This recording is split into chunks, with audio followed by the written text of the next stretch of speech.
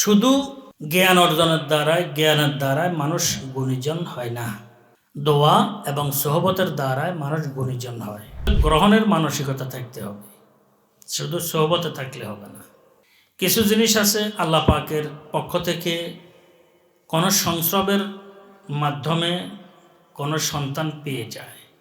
যতগুলা ভালো সন্তান আছে, ভালো লোক আছে, যতগুলা ভালো মানুষ আছে, গুণীজন আছেন, এ গুণীজন, ভালো মানুষ, ভালো লোক, দিনী লাইনে হোক দুনিয়াবি লাইনে হোক, তারা সোহবতের কারণে হয়েছে।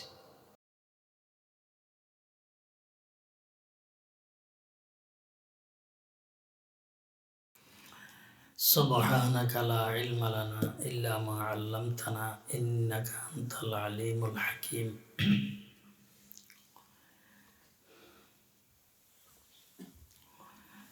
একটি প্রতিষ্ঠান থেকে আমাদের কি কি নেওয়া দরকার?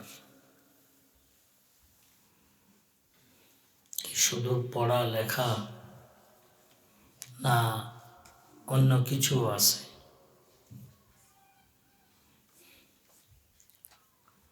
পড়ালেখার বিষয়টি তো স্বাভাবিকভাবে একটি প্রতিষ্ঠানে হইতে থাকে। নেয়ার বিষয়টি ভিন্ন।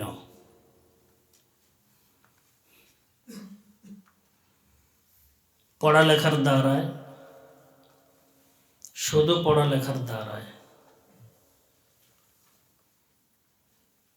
সাধারণ মানুষের মধ্যে শুদ্ধি আসে না, সংশোধন আসে না।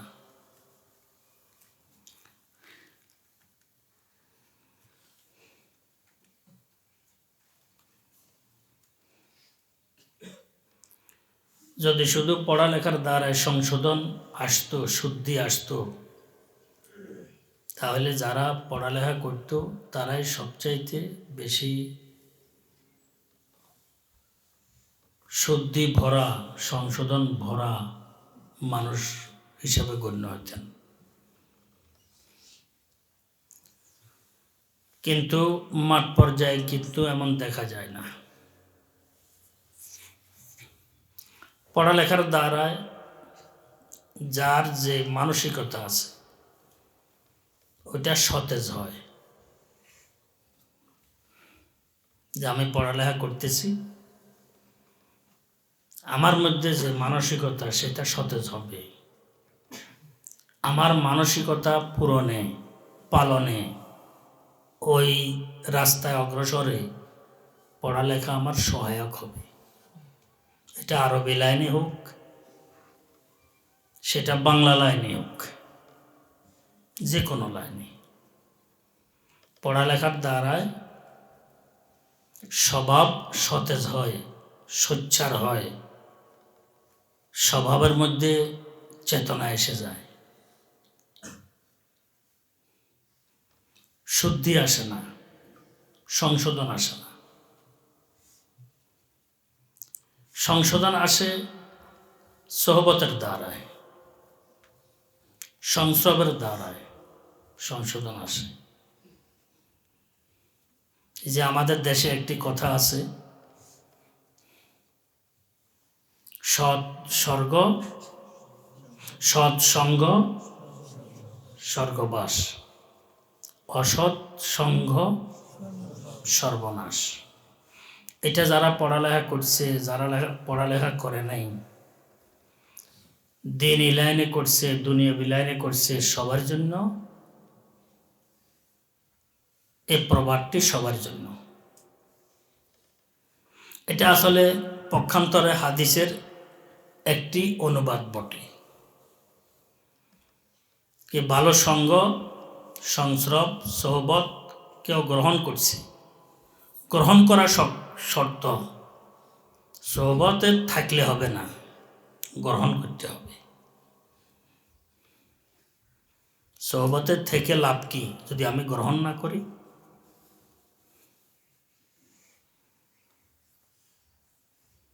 বহু মানুষ সোহবতে নাই কিন্তু গ্রহণকারী, সে গ্রহণ করছে, উপকৃত হইতেছে।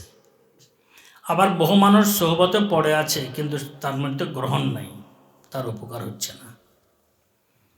এটাকে হজরতে শেখ সাদি রহমতুল্লাহ আলাই উনি বলছেন যে আসলে গ্রহণের মানসিকতা নিয়ে দূরে যদি কেউ থাকে সেটা হচ্ছে নিকটতম, তাকে বলা হবে নিকটতম। আর গ্রহণের মানসিকতা নিয়ে যদি গায়ের সাথে লেগে থাকে সে হচ্ছে কি দূরের। গুলিস্তার মধ্যে হজরতে শেখ সাদি রহমতুল্লাহ আলাই এই কথাটি বলছেন।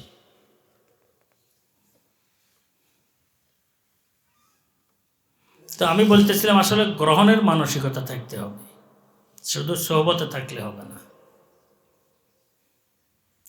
কিছু জিনিস আছে আল্লাহ পাকের পক্ষ থেকে কোনো সংস্রবের মাধ্যমে কোনো সন্তান পেয়ে যায়। যতগুলা ভালো সন্তান আছে, ভালো লোক আছে, যতগুলা ভালো মানুষ আছে, গুণীজন আছেন, এই গুণীজন ভালো মানুষ ভালো লোক দিনী লাইনে হোক দুনিয়াবি লাইনে হোক, তারা সোহবতের কারণে হয়েছে।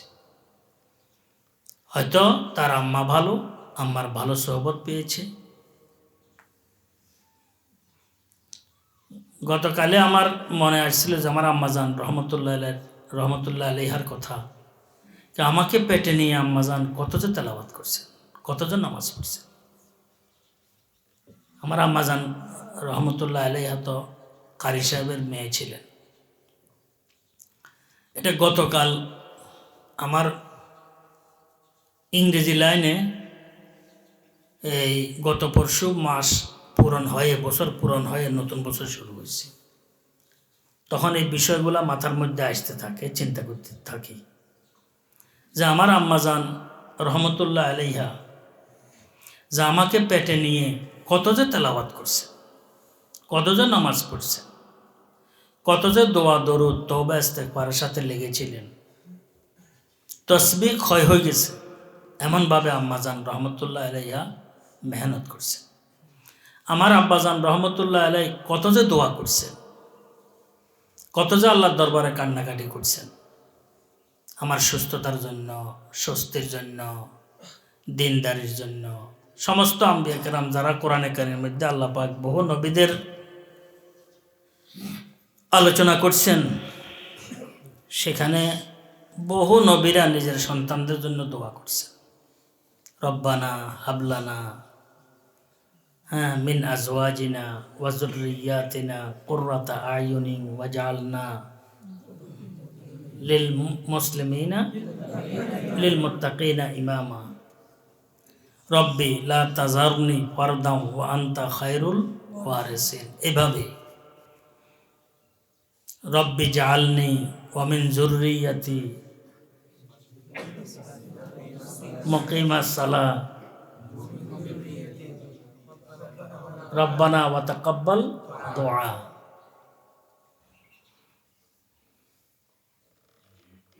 রব্বি জাআলনি মুকিমাস সালাহ ওয়া মিন যুররিয়াতি রব্বানা ওয়া তাকাব্বাল দুআ। আম্বিয়া কেরামদের দোয়ার কোনো শেষ নাই, নিজের আওলাদদের জন্য, নিজের ফরজনদের জন্য, ভবিষ্যৎ প্রজন্মের জন্য। তো আমার আব্বাজানও তো বহু দোয়া করছেন, কান্নাকাটি করছেন। আমি যখন দুনিয়ার মধ্যে আসছি আমার আম্মা কত যে খুশি হয়েছেন, আমার আব্বা কত যে খুশি হয়েছে। আমার আম্মা এত কষ্টের পরে মৃত্যুর কোল থেকে উনি বেরিয়ে আসছেন, নাজাত পাইছেন, কিন্তু আম্মা কত যে খুশি হয়েছেন এরপরেও যে আমার সন্তান দুনিয়াতে আসছে।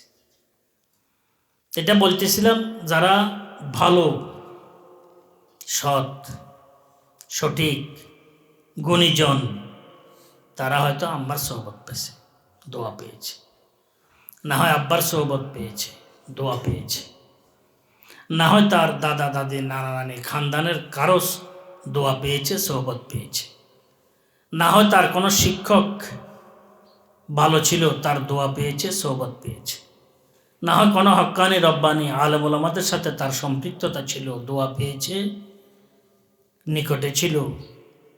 তার দোয়া কি সে পেয়েছে, সোহবত পেয়েছে। না হয় কোনো রাস্তা দিয়ে হুঁটা চলাফেরার সময় কারো উপকার করছে কোনো মুরব্বীর বা ভাইয়ের, ওই মুরব্বীর হঠাৎ একটি দোয়া লেগে গেছে, সে আল্লাহর রহমতে আল্লাহ পাক ভালো করে দিয়েছেন। বলার উদ্দেশ্য হয়েছে শুধু জ্ঞানের দ্বারায় মানুষ গুণীজন হয় না, দোয়া এবং সোহবতের দ্বারায় মানুষ গুণীজন হয়। বহু সময় একটি দোয়ার কারণে একটি মানুষের অবস্থার পরিবর্তন ঘটে যায়। কিছুদিন গত কয়েক বছর আগে এক আলেমের সাথে দেখা, সেও বয়স্ক, বলছে হুজুর আমার খানদানের মধ্যে কিচ্ছু নেই, দিনই অনুভূতি কিছুই নেই, কিন্তু আমার দাদা একজন বাড়ির পাশের আমাকে নিয়ে গেছে মুফতি আজম মুফতি ফয়জুল্লাহ সাহেব রহমতুল্লাহের নিকট, মেখল মাদ্রাসা।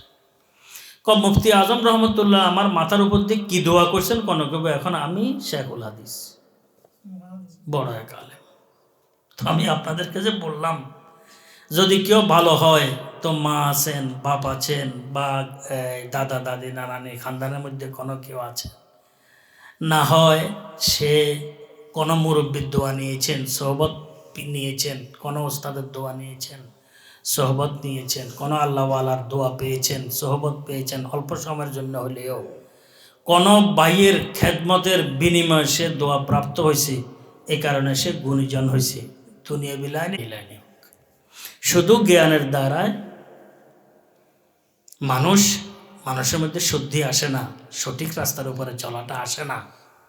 যদি এরকম হতো, ইকবাল মরহুম বলছেন, জিসনে सूरज की शुआओं को गिरफ्तार किया, যারা আবিষ্কারের শেষ নেই, গবেষণার শেষ নেই, যাদের মাধ্যমে পুরো অন্ধকার আলোকিত, আলোড়ন সৃষ্টিকারী আবিষ্কার, উন্নয়ন তুঙ্গে উঠানো এনের বিষয়টি আবিষ্কার, কিন্তু সেও তো এখনো নিজের আখেরাতের দিবসের প্রভাতের সন্ধান সেও পায় নাই, পাওয়া ছাড়া দুনিয়া থেকে চলে গেছে। जिसने सूरज की शुआओं को गिरफ्तार किया, जिंदगी की शब तारीख सहर कर ना सका। এই কারণে বলতেছিলাম, আমাদেরকে যে আল্লাহ পাক রাখছেন এতক্ষণ পর্যন্ত, আমরাও কারো দোয়া নেওয়ার চেষ্টা করি, কারো সোহবত নেওয়ার চেষ্টা করি, মায়ের দোয়া নেওয়ার চেষ্টা করি, বাপের দোয়া নেওয়ার চেষ্টা করি, মুরব্বীদের দোয়া নেওয়ার চেষ্টা করি, সোহবত নেওয়ার চেষ্টা করি, একটি প্রতিষ্ঠান থেকে দোয়া নেওয়ার চেষ্টা করি, কিছু গ্রহণ করার চেষ্টা করি।